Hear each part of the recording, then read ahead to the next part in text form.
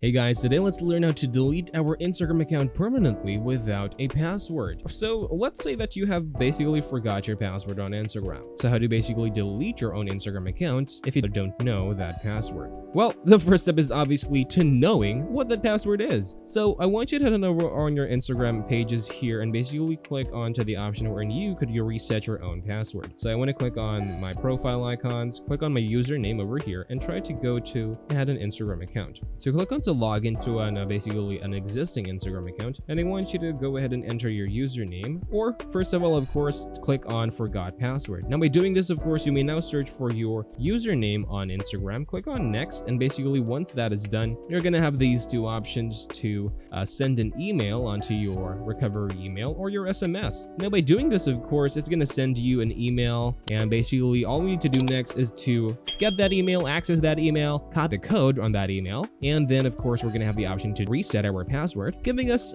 the option to enter a new password, and of course not forgetting that password that we have just added onto our account. Now if you want to go ahead and basically delete your account already, now since you do know your password to delete our account, all we need to do basically is to click onto the three lines over on the top right corner of our screens and click on settings. And once you're here, of course, I want you to click on your account right here and head on over to this part of the screen on the very bottom to click on delete account, and click on delete account, click on continue deleting account, and basically from here you're gonna have the option to permanently delete your account. But all we need to do is to just enter a reason why we want to delete our accounts. So go ahead and just do that, enter your password, and then once that is done, since you do know your password already because we just have successfully reset it, all we need to do is to click on delete this specific username, and basically that is all to this video. I'll see you in the next video, guys. Thank you guys for watching.